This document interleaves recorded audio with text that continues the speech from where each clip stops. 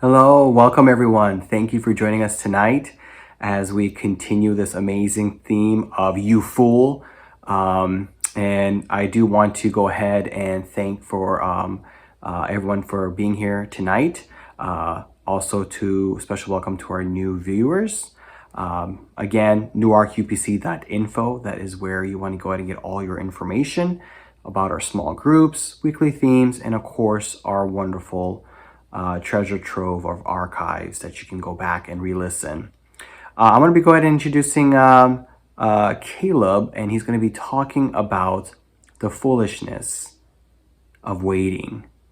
And you're going to be really blessed. And please listen, and let's both be encouraged as Brother Caleb brings us the word. Hi, everybody, and welcome back to our Digital Campus broadcast.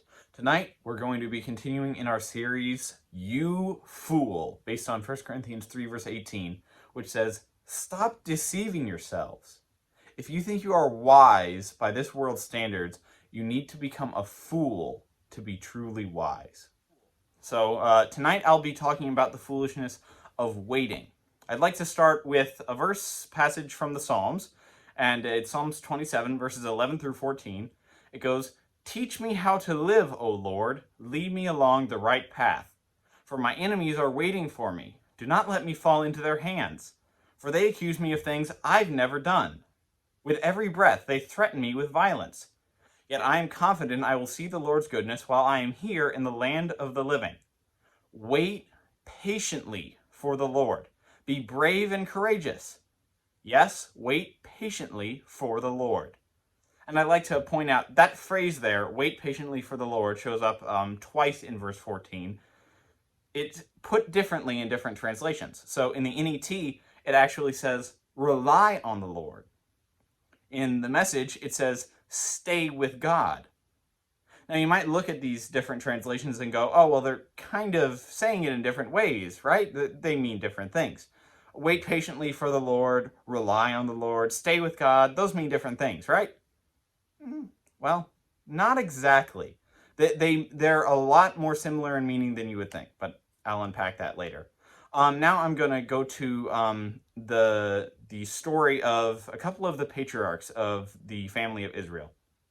So I'm going to go back to Genesis chapter 16, verses 1 through 5. For context, Abram and Sarai have been called away from their family, and they've been called by the Lord to go where the Lord is leading them, to the land of Canaan. They don't know that's where they're being led, but the Lord's leading them to the land of Canaan, and they've also been promised offspring. They're two kind of old fogies, and so they kind of given up on any chance of having children of their own. But the Lord has promised them, "I will give you descendants. I will give you a child. I will give you a son." So, starting in verse 1 of Genesis chapter 16, "Now Sarai, Abram's wife, had not been able to bear children for him, but she had an Egyptian servant named Hagar. So Sarai said to Abram, 'The Lord has prevented me from having children. Go and sleep with my servant. Perhaps I can have children through her.' And Abram agreed with Sarai's proposal. So Sarai, Abram's wife, took Hagar, the Egyptian servant, and gave her to Abram as a wife. This happened 10 years after Abram had settled in the land of Canaan. So Abram had sexual relations with Hagar, and she became pregnant. But when Hagar knew she was pregnant, she began to treat her mistress Sarai with contempt. Then Sarai said to Abram, 'This is all your fault.'" Gotta love Sarai, saying to Abram, "Hey, I have this brilliant idea." And then suddenly when it goes south, it's all Abram's fault. But anyway, "This is all your fault. I put my servant into your arms, but now that she's pregnant, she treats me with contempt. The Lord will show who's wrong, you or me." And then Abram replied, "Look, she is your servant, so deal with her as you see fit." Then Sarai treated Hagar so harshly that she finally ran away. And then after this story, that's not the end of the story between Hagar, Sarai, Isaac, and Ishmael, because when Hagar runs away, she meets an angel in the wilderness who tells her to go back and live underneath of her mistress Sarai and just kind of deal with it. And so even after this, there's continued conflict between Sarai and Hagar and Isaac and Ishmael. and this tension between these two sons of Abram. But the problem is, if they had just followed God's instructions, none of that would have happened. God didn't say, hey, I'm going to give you a son by having sexual relations with Hagar, so go ahead and do that right away. He didn't come down to Sarai in a dream and say, hey, psst, let me give you a hint. You're not actually going to be the one to have Abram's child. You should definitely have Hagar do that instead. None of that. Sarai took it into her own hands, and she took what she thought was a good idea, what was the best option, because God wasn't moving, God wasn't doing anything, and so obviously he must be waiting for us to do something. And so she went and took it into her own hands. And as a result of that, generations down the line, even today, there is strife between the lineages of Isaac and Ishmael. Now let's look at a contrasting example, one from the Old Testament and the patriarchs who did wait, who did follow the will of God. I'm not going to read you any verses because the story of Joseph is a massive story. It's an amazing story. So if you go back and read it, you'll see exactly what I'm talking about. But the story of Joseph is one of waiting, of waiting for the will of the Lord and not taking very much into his own hands as far as like trying to fulfill this will of God. So God gave him a dream. He saw in a dream that both the moon and stars were bowing down to him, the sun, and he also saw that his brothers, like wheat bundles, bowed down to his wheat bundle, and he had these dreams, and so he knew, okay, someday my family is going to bow down to me. Now, a lot of people kind of frame Joseph in the light of like, oh, he was bragging. He was going around telling his family that they were going to bow down to him. Stupid Joseph. But I don't necessarily see that. Now, this is my interpretation of it, okay? This is not in the Bible. But I kind of see Joseph as just, he was telling his family a dream he had. He had received a vision from the Lord, an amazing vision, whether the brothers liked it or not. It was a vision that was very special to Joseph, and he told them about it. And then the Bible doesn't really say he like went around with a big head or anything. He just had this dream. He told his brothers, they got ticked, and then they threw him into a well and sold him into slavery. So after he was sold into slavery, he arrived at the house of Potiphar, and he was a slave in Potiphar's house. And the Bible tells us that he was one of Potiphar's best servants, and Potiphar gave him basically control over almost everything in the house. He was such a good servant. Potiphar trusted him so much that he gave him this massive responsibility. He let him run his house. And then, of course, Potiphar's wife had to come in and mess all of that up. She tried to seduce Joseph. Joseph maintained that responsibility and that loyalty to Potiphar, and he rejected the offer multiple times until Potiphar's wife finally, tore off his clothing and then framed him for trying to rape her. And so then Joseph was unfairly imprisoned.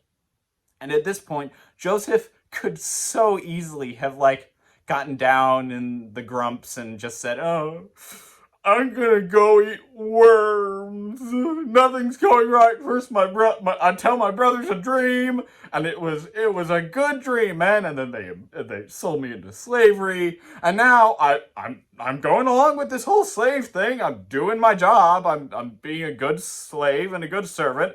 And then this woman, she just won't leave me alone, and now I'm in prison. And but no, he didn't do any of that.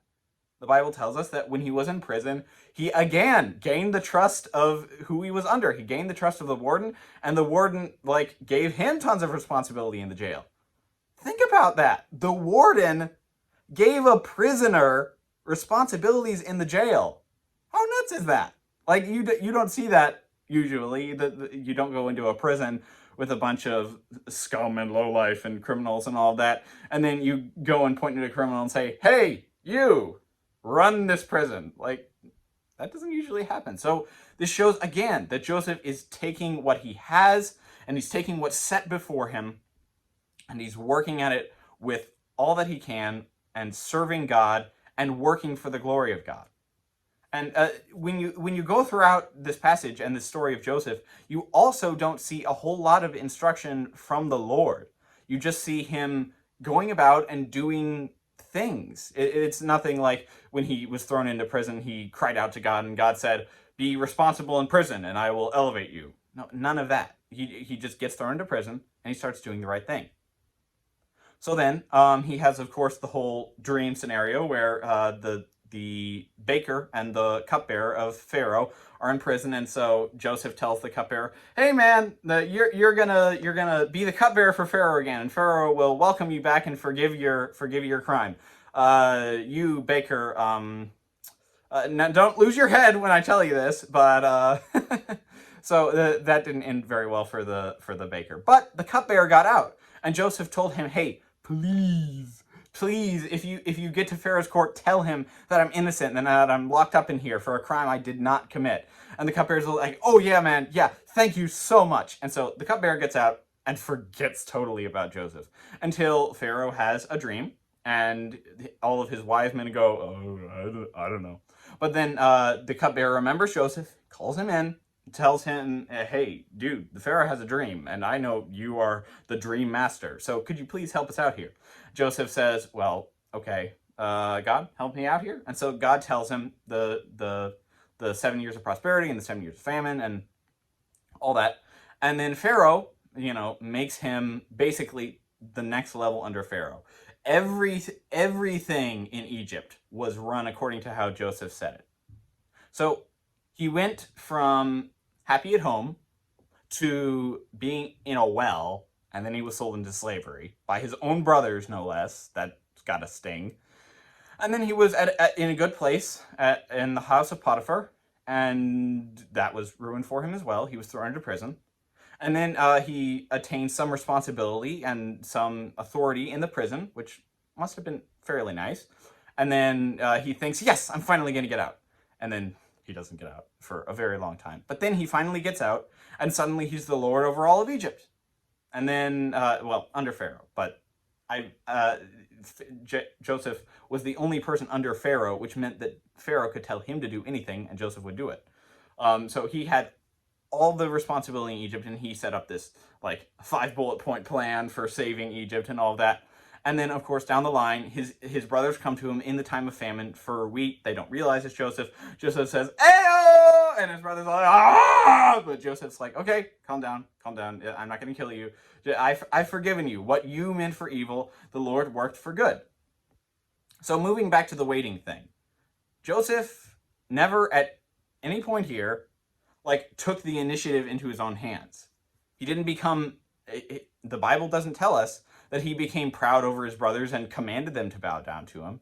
No, he just told them, "Hey, I had this dream," and went on with his life. In Potiphar's house, he was responsible in Potiphar's house. He didn't tell Potiphar, "Hey man, I'm doing all this for you, so you better bow down to me." No, he didn't do that either. In prison, he obviously wasn't lording it over the other prisoners, because when these two weirdos came to him with dreams, he was like, "Oh yeah, man, tell me what's going on, what's wrong?" So he was responsible there as well. And then even when he got to Egypt, he didn't abuse his power as the Egyptian ruler. He wasn't arrogant and making everybody bow down to him and everything, because he was nice to his brothers. Of course, he put them through the ridiculous rituals of making them prove that they were changed and all of that. But at the end of it, he forgave his brothers. He welcomed them back with open arms and said, "No, forget all of that. I'm here now, and God had a plan to save everybody, because I'm here and I'm helping with the famine thing, and it's all good. It's all good." And he waited on the Lord. If we go back to Psalm 27, verse 14, wait patiently for the Lord, rely on the Lord, stay with God. He waited on God and stayed with him. And so when we are given instruction to wait on the Lord, that means that you have to just sit there. Don't grab a hold of God's promise and go, "Now, I want it now, give it."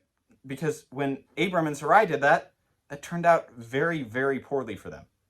Now, at the end of the whole thing, Abram and Sarai's promise, the promise that was given to them by the Lord, it was still fulfilled. They still received their own son. But it came with a lot of strife and a lot of problems just within Abraham and Sarah's own lifetime.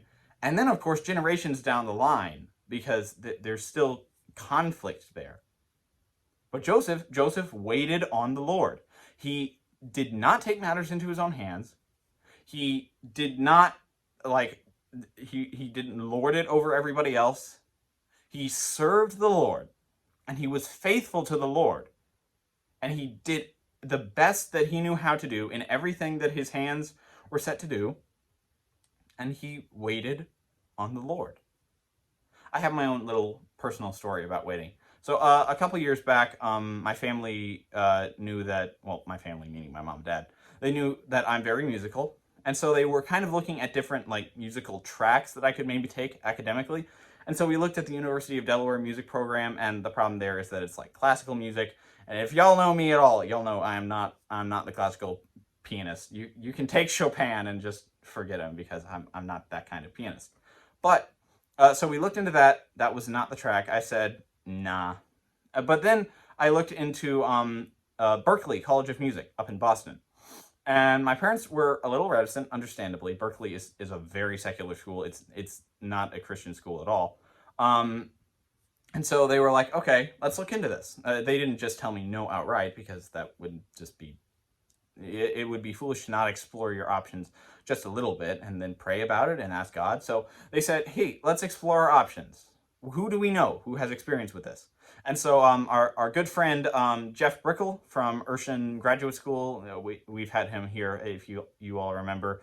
He taught about a series on Revelation for Big Group Learning a few months back. He went to Berklee, and so I talked to him about it, and I asked him about it, and he said, it's not necessarily something you really need to get into unless you're really, really dedicated to music. And I was like, okay, well, okay.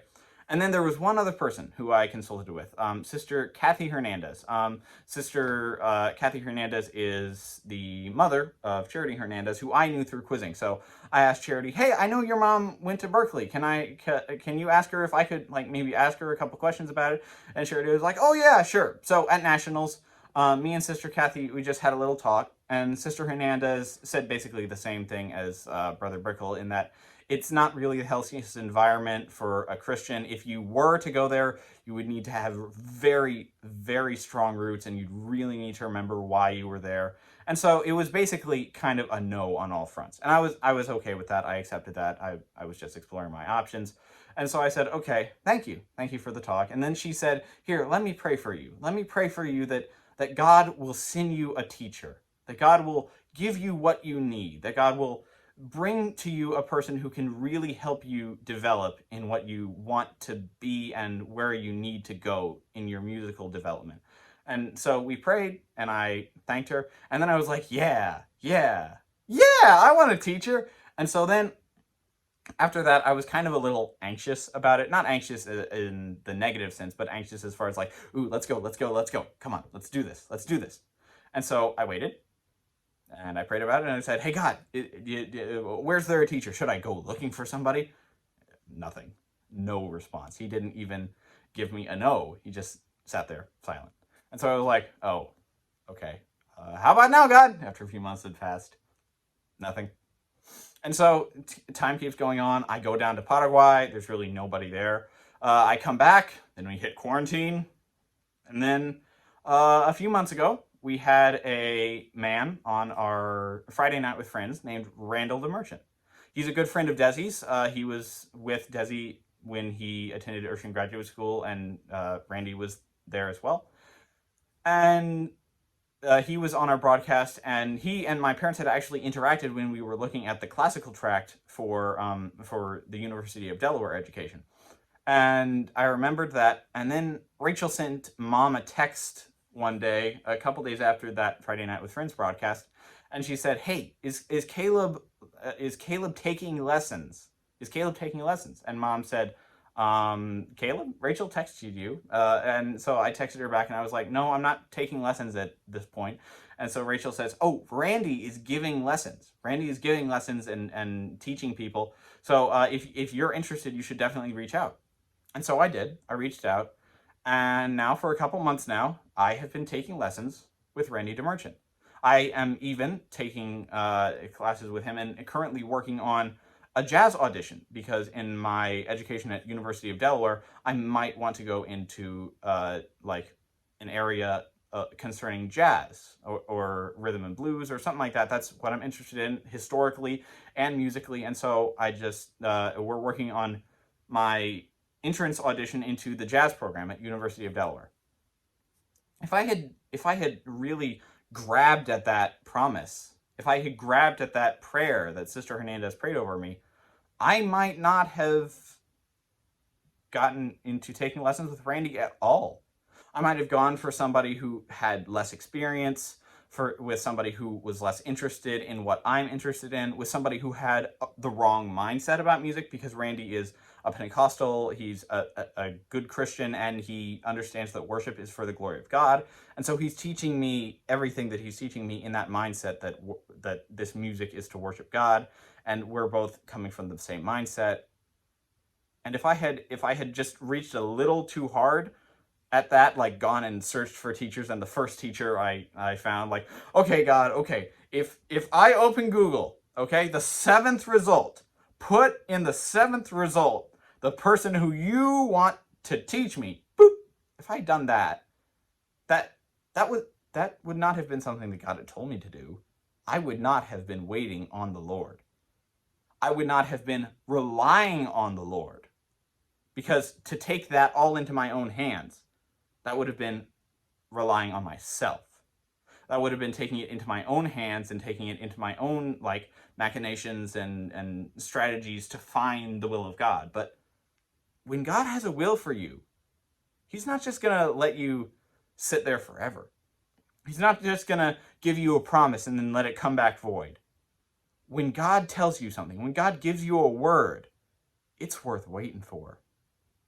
When God told Abram and Sarai that he was going to give them a son, I guarantee you, they had no idea what he was going to be working through them. They had no idea of what God had in store for them. And so they thought, well, it's completely normal to take one of our servants, and have my husband sleep with her and produce a child, and then I'll take that as mine, and that'll be our child. That'll be his child that God has given us. Culturally, that made complete sense. People did that all the time. But it's not what God told them to do. It's not what God had told them would happen. They did not wait on the Lord, and they didn't mess things up entirely. Jesus was still born. He died on the cross. He came for our sins.